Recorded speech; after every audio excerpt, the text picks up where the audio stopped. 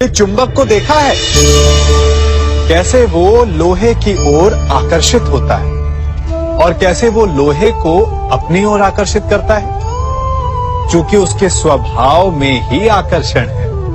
हम सबके भीतर भी एक ऐसा ही चुंबक होता है, विचार का चुंबक, जो सदा अपने ही जैसे विचारों को आकर्षित करता है। हम जो बोते हैं वही काटते हैं। उसी प्रकार हम जैसा सोचते हैं वैसा ही पाते हैं। साधु ईश्वर का नाम जपता है तो उसे ईश्वर मिल जाता है। अर्थात फल हमारी सोच पर निर्भर करता है। ओस की बूंद यदि केले के पत्ते पर गिरे तो वो कपूर बन जाती है, सीप में गिरे तो मोती, और यदि विषधर के मुख में गिरे तो विष। बूंद एक है परंतु उसके प्रारब्ध भिन्न है, क्योंकि उसे आकर्षित करने वालों का व्यवहार भिन्न है। इसलिए यह आप पर निर्भर करता है कि आपको भविष्य में विष चाहिए या अमृत। स्मरण रखें, हम वही बन जाते हैं जैसा हम सोचते हैं, जैसा विश्वास रखते हैं। यह आपका विश्वास ही है जो ये निर्धारित करेगा कि आपको विष मिलेगा या अमृत। इसलिए अपनी सोच को सुदृढ़ रखिए, सकारात्मक रखिए, और फल भी सकारात्मक ही आएगा। जब से ये सृष्टि बनी है, नदी की धारा और चट्टान के मध्य सदा संघर्ष रहा है, परंतु हर बार चट्टान की कठोरता को हारना पड़ता है, और नदी की धारा कोमल होते हुए भी कठोर चट्टान को काट देती है। कभी सोचा है क्यों?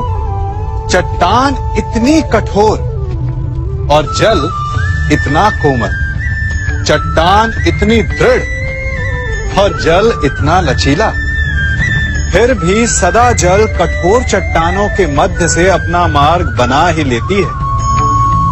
कारण केवल एक है, और वो है लगातार चलने की क्षमता।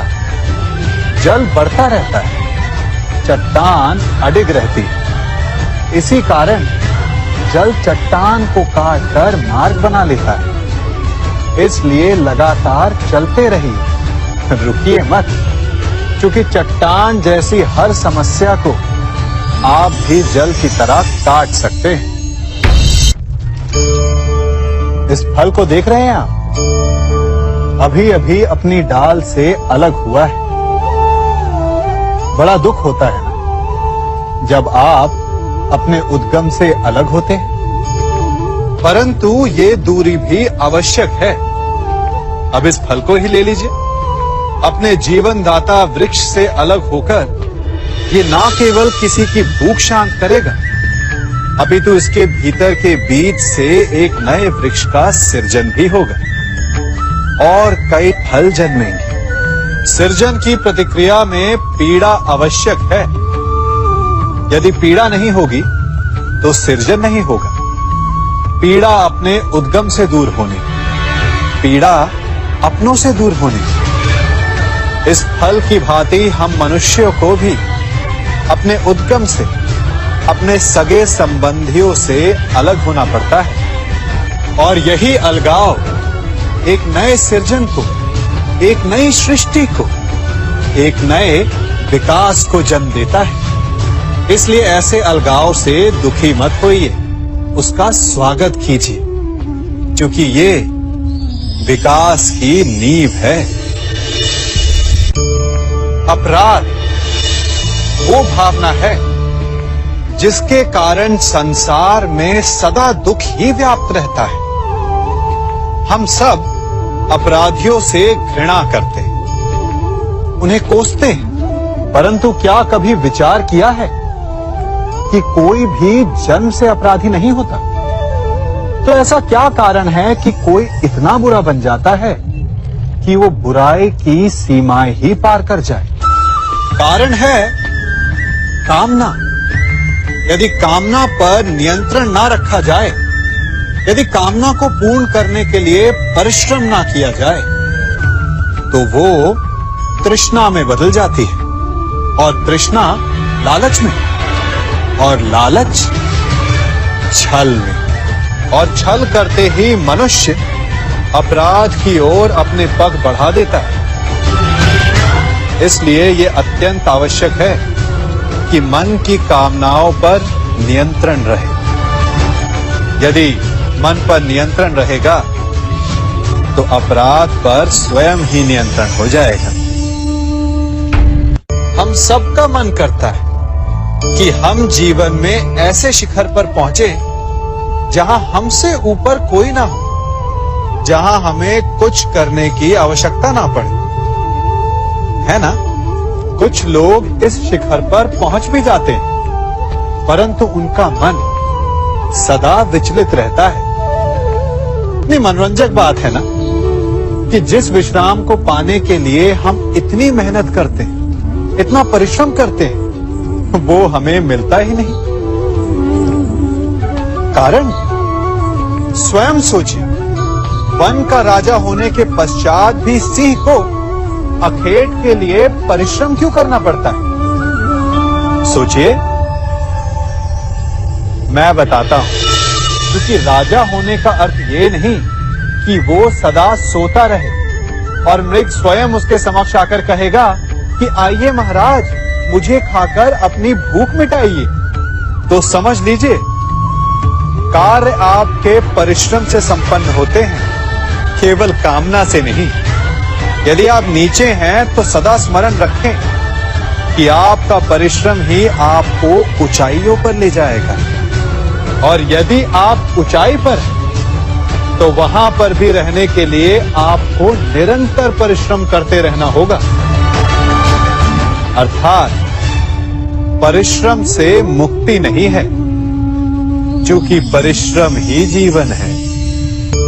सबसे अधिक महत्वपूर्ण क्या है? जीवन, या जो जीवन में पाया, यात्रा, या यात्रा पूर्ण करने के बाद पाया गया लक्ष्य, कर्म या उसके फल? बहुत ही महत्वपूर्ण परंतु विकट प्रश्न है ना? परंतु तनिक धीरज से सोचेंगे तो इसका उत्तर अधिक कठिन नहीं है। यदि जीवन यात्रा है तो उसका लक्ष्य क्या होना चाहिए? स्वयं सोचिए।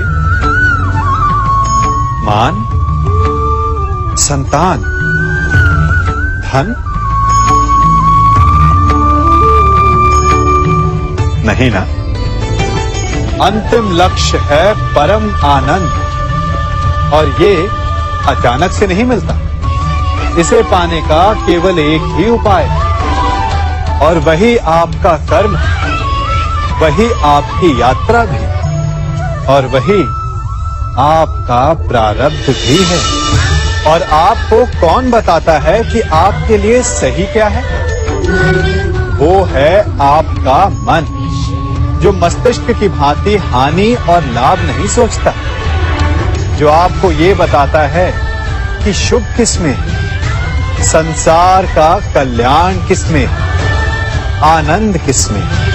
यदि आपका मन संयमित है तो वो आपका सबसे महत्वपूर्ण मार्गदर्शक है, जो आपकी यात्रा, आपका लक्ष्य, आपके कर्म और उसके फलों को सबको शुभ बना सकता है।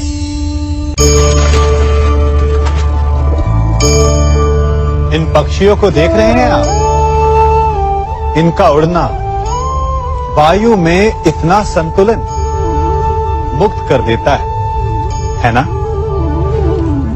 इन्हें उड़ते देख आपके मन में भी इच्छा होती होगी कि इन्हीं की भांति आप भी स्वतंत्रता से उड़ पाएं। ईर्ष्या होती है ना, जब आप इन्हें खुले आकाश में ऐसे विचरण करते देखते हैं। पर कभी सोचा है, इस उड़ान को, इस स्वतंत्रता को पाने के लिए कितना परिश्रम, कितना अभ्यास किया होगा इन्होंने? आकाश में उड़ने से पूर्व धरती पर कितना गहन परिश्रम किया होगा इन्होंने। इनके माता पिता ने पहली बार जब इन्हें पंख फड़फड़ाने को उकसाया होगा तो कितनी बार घिरे होंगे।